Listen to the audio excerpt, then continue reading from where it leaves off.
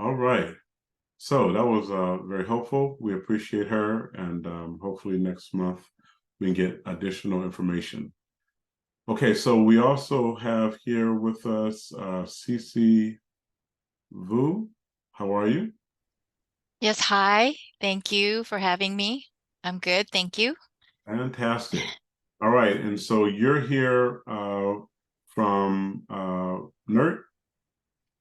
I am with a consulting company called DNV. Should I just jump in Yes, and please. introduce myself? Yes, please. Yeah, so I think my connection to this group is through Russell. Russell, hello. It's been a while. The last time I came in person to present on another infrastructure project, California High-Speed Rail, and this time I'm coming back to talk about a gas decommissioning project. My Right. background, yeah, that's right. So I'm Cece Vu. I am a San Francisco resident, District 8, so have, close ties to our communities here. And my background is in environmental justice and environmental mediation. So what I specialize in is working to translate those really obtuse, obscure infrastructure technical projects that have community impacts, and really bringing in the community voice. So really bridging the data and the human dimensions of the work that engineers are working on, but then has eventual connection to the communities and impacts and benefits and so forth. So that's my work. Um, and I do have a few slides to share with you today. I don't know how much time I have, but I'm keeping it short, maybe about 5 or 10 minutes or so. And then I can take some questions. Sounds good. Okay. All right. I'm going to share screen. I think Anna says I'm able to do so. So I'm going to see if I can try to do this right now. Okay. Are you seeing my screen here? Yes, we are. Great. And I'm going to try to keep it off of presentation mode if it's okay, just so that I could see hands, while I'm talking. Okay. I haven't used Zoom in a while. I've been using Teams, so bear with me. Let me see if I could get the chat up. Okay, here we go. All right, so DNV, just a quick background, we are a global company based in Norway, but my team is in North America. We cover North America. We focus mostly on energy and climate issues. My team focuses on energy and climate equity, and covers North America. And we generally work on projects, risk assurance and quality assurance. And then this project is, we were funded by the California Energy Commission to create, and in partnership with UCLA, California Center for Sustainable Communities, to create a data-driven geospatial tool that would help the state identify and prioritize candidate sites throughout California for decommissioning the gas pipelines. That's a mouthful, and I will go into it in more detail. But the reason why it's mindful is because the equity focus is prioritized here. Communities are prioritized. So I'm going to move on. And feel free to interrupt with any questions as I go. I'm going to try to make it quick, so I might be speaking really fast. So we have this problem statement, the state's goal to decarbonize energy by 2045. So one of the key things that we need to do is strategically decommission the gas infrastructure. There are 100,000 miles of this gas infrastructure, and I can show you the map just to give you a bird's eye view. And then I'd like to kind of focus in on Viz Valley too, just to show you what it looks like in terms of the lines. And our goal is to make decommissioning safe, environmentally just, make it intentional, and then of course the cost effectiveness. And we are faced with a lot of challenges. We have a lot of data challenges. We have a lot of challenges connecting with communities to make this, project come to fruition, and to ensure that the right data and the right input goes into this tool so that the state can be the most informed in prioritizing gas decommissioning. So our proposed solution is, first and foremost, engage with the communities and identify these variables, data types. That's core, but engaging to make sure that we validate the data that we find. Then we go into the real sort of the data analysis and creating the prioritization process within this tool. And then we want to make it an iterative process, because we want to identify those gaps and uncertainties and really fill in those gaps. And so our research approach is divided into sort of 3 decision-making layers.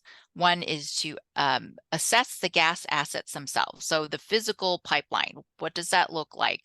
What does decommissioning, the labor cost that goes into that? What does that look like? We also need to look at the electrification side of things. So we want to make sure the grid is ready to take on additional customers and use as we decommission the gas. And then, of course, the community impacts and how we're going to be doing this equitably. So imagine all of these data layers going into this tool in order for us to look at where a site might be to prioritize, and then what goes into that, considering these 3 areas. This is a map just to show you at a bird's eye view what this 100,000 miles of gas pipeline looks like throughout California, so that you can appreciate the challenge ahead of us. It is a statewide project, but really, when we're looking at neighborhoods, there are lines going through, Leland. There are lines going through all through there. So we want to look at the neighborhood viewpoint as well and get your input.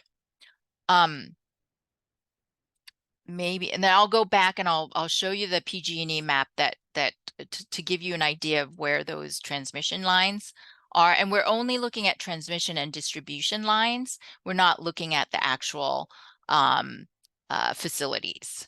Okay. So within our community engagement and energy equity and justice focus, there are so many things swirling around. We're looking at appliance upgrades and replacements. We're looking at potentially the state looking at community benefits, because a lot of the upgrades requires upgrading the housing stock that has asbestos and mold and lead and all of those things. We're looking at the cost of energy. We're looking at how to educate the communities. We're looking at things like renters and owners, and what decommissioning looks like in terms of who's responsible, and all of that. We're looking at incentives. We're looking at air quality. So all of that we're looking at. We have a resource hub that's going to be up and running so that you all as community members can have access to it at your fingertips. If you are not able to attend or join a workshop that we're planning for the next 2 years, we have about 4 workshops planned.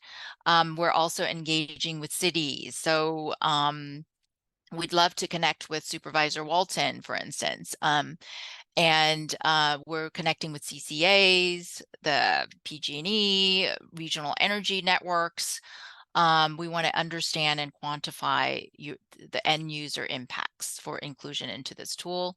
And then if there are any case study locations that you think might be a good candidate for the state to focus within Visitation Valley because of all the other impacts that you all might be experiencing on top of decommissioning gas.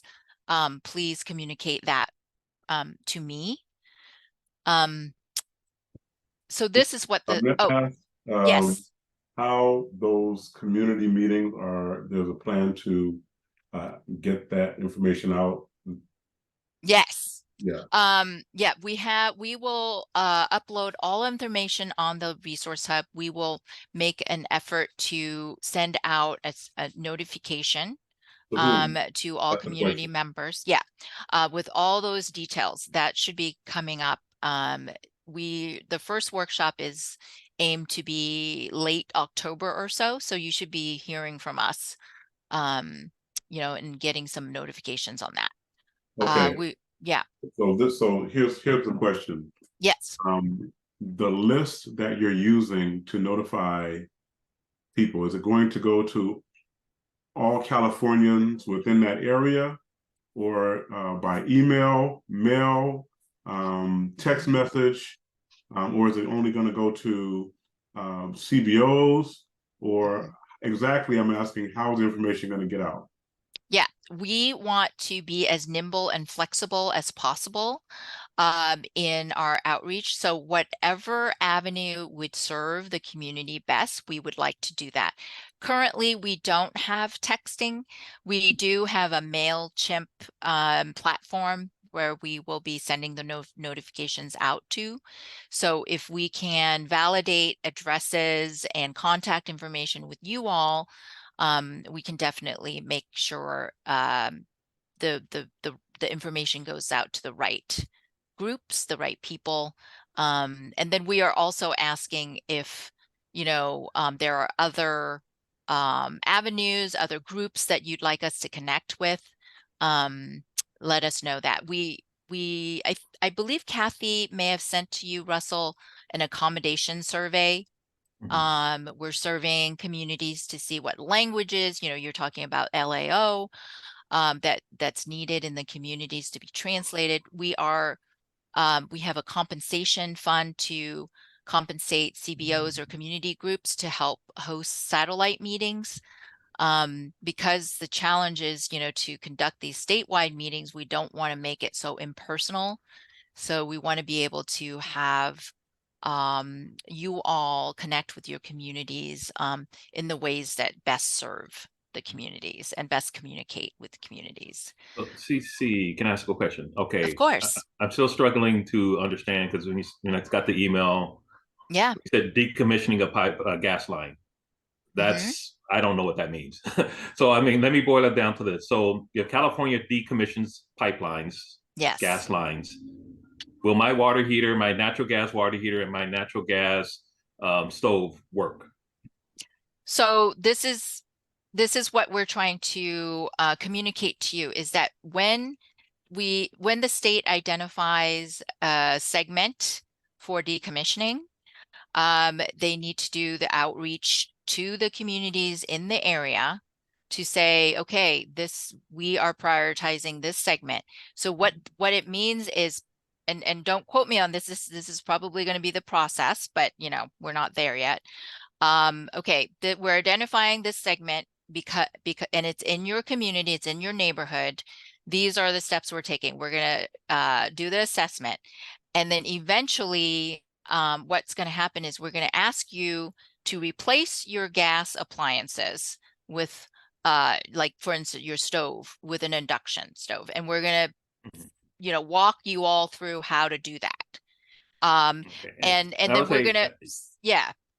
I mean, I think that's where the rubber hits the road from Yes. the knowledge level. Mm-hmm. If you're talking that, okay, my water heater and my Mm-hmm. stove Yeah. aren't going to work, my furnace, Yeah. that's where you're going to get the interest. Because the other part of it, I still decommissioning a gas line. I don't know what that means. I know. This is why this is the challenge of my role, is to try to really, bring everything down to the neighborhood community level.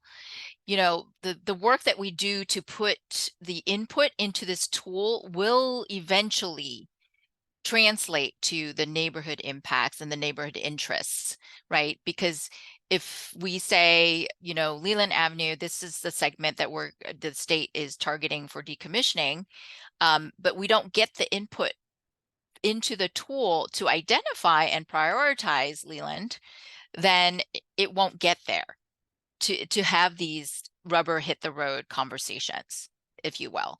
So that's why we're starting to connect with you all earlier on in this process. This project is going through to 2025. So, you know, we're having these conversations here to get the input from you and get to the heart of it. And how are we going to get to the heart of it? So we're going to have these workshops. We're going to have these resources for you all. And then I'm going to come into these meetings. We're going to give you updates. You know, we're going to answer questions for you that get to how this information can be translated in a way that makes sense for the community and you all. So yes, eventually, ultimately, what it means, decommissioning of these gas pipelines, is that everyone in that segment that's identified for decommissioning will be connected to the grid. The stove will be induction. The gas heater will be electric. You know, those types of things. But we're not there yet. We're going to start sort of at this level, and then we're going to work our way there to answer those questions. But we also want to know what those impacts might be. Let's say the tool identifies this segment in Viz Valley for decommissioning, but you all have other impacts that you are working through, you know, with other things, you know, public transportation, what have you.